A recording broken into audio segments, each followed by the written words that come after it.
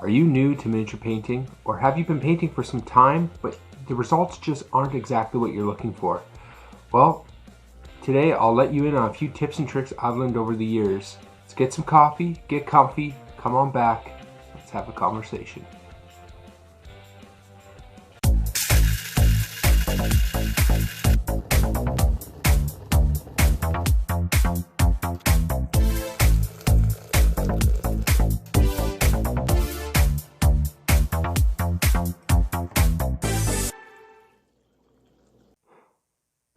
The year was 1997. As a young boy, grade 6 I believe, I walked into the local hobby shop looking at tester paints and seeing what model cars they had in stock. When I noticed Warhammer for the first time, I was completely baffled and curious about this hobby. They had a whole shelf of it. I've never seen it before, and the owner of the shop said they just started carrying it. For months and months, I would visit this hobby shop and collect, squander away my money and hopes of saving up to one day buy a blister pack. I don't know if you guys ever remember those, but they're just the $10 packs. They usually came with maybe two, 4 pewter models, sometimes one depending. And at the end of my grade 6 year, my dad decided to purchase me the Warhammer starter box fantasy. It came with Bretonnians and Lizardmen, I believe, 2 small armies. Well, that's how my love for painting miniatures and this hobby began. And over the years, I practiced more and more with painting, trying to get better, and I could never figure it out. How could they make their miniatures so beautiful in these magazines I got, White Dwarf magazines? But a friend of mine who I met later on in life was pretty well into it as well, and he taught me a couple tricks. And the biggest one I came across was thinning down your paints. And thinning down your paints, you want to make the consistency. You shouldn't be using your paint right out of the pot, as I always did as a kid. I figured it's paint. What's the difference? But by watering it down, you're ensuring that you get smooth coverage. It goes into the recesses a lot easier, and you're able to do thin coats and on several layers, which helps with getting the tone and the value that you want out of the color, whichever you're using, whether you use shading or whatnot, as well as just ease of use. It prevents clumping, you paint from drying too quickly. It also allows you to begin to practice the technique of wet blending. But I will have to say, if you're gonna wet blend, use a medium and don't thin down your paint with water. But if you just want to paint a solid color on, you can use water, and you want it to the consistency of skim milk. And by learning that technique, my miniature painting actually excelled quite quickly. I got smooth coats, my details, the paint wasn't drying around the face and around like certain areas. As well as I realized you shouldn't use the hobby paint or craft paints. These guys. The difference between these two, yes, the price. One is about $6 Canadian, whereas this is about $1. You can get it at most Walmarts, Walgreens, if you're down in the United States, and even dollar stores. And I used to use them all the time. And really, it just never seemed like it worked well. So I realized after some time that they're just not very good quality. They don't thin very well if you want to add water to them. The pigment concentration within the actual hobby paints is so much higher that when you do thin it out, you're ensuring that you get the same color value. This red will be the same as if you thin it out. Whereas if you thin out this ebony black, it'll get very watered down, and it won't even stick to miniatures either. It'll begin to pool, it'll pull away. And it just, when it dries as well, the color value that is on the bottle or when the paint is wet will not actually be the exact same. It'll be lighter, more opaque, and sometimes frosted. So when painting with the craft paints, you may look at it in a certain lighting and be happy with it, but when you walk into a different room or you move them somewhere else, the paint just doesn't look very good. Now with watering down your paints and thinning them and staying away from cheap craft paints, unless you're making terrain, perfect for that because you need abundance and it's terrain, is a wet palette.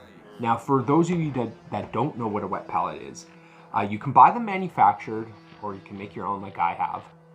And it consists of a sponge, a wet piece of either sponge, foam, or what I use is paper towel. And then you lay a parchment sheet over top of it. And you put your paint on that. Instead of a dry palette, which is what you would typically find, a piece of plastic that you can dip your, pool in your paint and paint from there. This keeps a consistent wet paint. Not only does it allow your paint to stay alive for a lot longer, days in fact, but it also ensures that you don't have to water down your paints as much. It keeps them hydrated and it keeps it a very nice viscosity. Now, I've made mine out of just basic Tupperware, sandwich container, piece of paper towel, and you just wet this, put a bit of parchment on it over top, and you're off to the races. You can store it away for a day or so before the paint even begins to dry. So if you're mixing colors, it's kind of a unique way, especially if you're doing single models, heroes, or I'm into D&D miniatures now. So I am painting a lot of just individual models. So if I get a particular color blend going that I didn't make a big batch and have it away in a little squeeze bottle, it ensures me that I'm able to go back the next day or within the next day or so and continue painting with it. And it's a very great tool. Very great tool. I encourage that quite often. Now, apart from wetting down your paints and using a wet palette, practice dry brushing. Now, I'm sure you've heard of the technique before. You put paint on your brush, wipe it all off until there's just a light bit, like a little bit of the pigment left in the actual bristles, and you brush over top of a miniature, and it picks up all the raised areas. You can highlight really easily. You can shade naturally without actually shading. You're just using a base coat there. But you want to make sure you're using a good brush. Or not a good brush, sorry. Whoops. Don't use a good brush. You want to use a dry brush.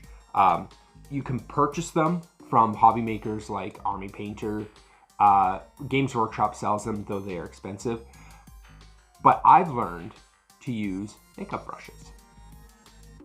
Now these little guys are easy to clean.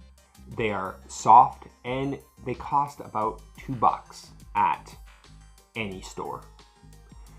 Walmart, I think I picked these up at Walmart. I got 2 here. They were about, I think, $1.50 each. Best dry brushes. So I encourage, practice the dry brushing technique, master it if you can, and it will never let you down. It'll improve your miniature painting tenfold. Now, talking about brushes though, you want to use a bigger brush. I know it sounds funny, but when I first started painting, I bought the smallest little brushes I could, single-haired almost. And I thought that the smaller the brush, the better the detail, the better my miniature will look. That's not true at all. In fact, it's complete opposite. With a small brush, the paint has a tendency to dry before you can even get it to the model. So by dipping it in the paint, moving it to your model that you're about to paint, well, a lot of times it's dried. So you're putting on half-dried, kind of sludgy paint, and it begins to cake. hiding details, crumbling, and then getting stuck within the model as you paint more and more. Just a mess. Stick with a number 2 brush if you can. I got one right here from Army Painter. And a number 2 brush, or number 3, whatever you're really comfortable with. But a bigger brush, they create a belly within the actual bristles that when your paint's watered down and thin, it'll hold like a reservoir. And think of it as like an inkwell. You dip your paint, it'll hold it, and you can paint for much longer and get better flowing paint, more coverage, without having to go back and forth to your paint pots, which saves time overall as well. So tip, stick with a bigger brush.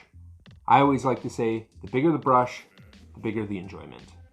Now, an interesting tip that I've come across, and I've heard from many artists in general, not even miniature painters, just painters in general, lighting. You might think that sitting in your home, having a little desk lamp next to you, you're watching a show on your computer, you can see fine, and you're painting your miniature. Well, when you're done and you go to show your friend or show somebody what you've accomplished, and when you move it into a different room, different light, or outside, you're kind of disappointed. It's not the same as what you remember the night before or a few days prior. And that's because of lighting. If you can, the best lighting is just a daylight light bulb. You can purchase them anywhere, they're cheap, and it creates a cool temperature for your miniatures and gives actually the real temperature of the paints in value. So when you're painting in a daylight, this red will appear red in every room. Whereas if you're in a warm light and you paint with this red, when you go into cool lighting or daylight, it just might not seem the same, which changes the image of what you're actually painting. So if you can, stick with a daylight light bulb. It'll improve, it'll make it a lot more enjoyable to paint as well. It relaxes the eyes, and you're able to pick up a lot more detail with it. Now, my final advice that I can give you is have fun. It's a hobby, and it's your artwork. Whether or not you're as good as what you see in the magazines, or a friend of yours, or a person at the local hobby shop is better than you, just enjoy what you're doing. Enjoy putting paint on, color onto a miniature, giving it personality, coming up with backstories. And if there is other painters within your group that are better than you, pick their brain. See what they have to say. Because realistically, we're all in this together. It's all about enjoying and just improving ourselves. You know, failure, it's inevitable. But if you can learn from the failure while having fun, you'll only get better as time goes on, and you'll improve a lot quicker.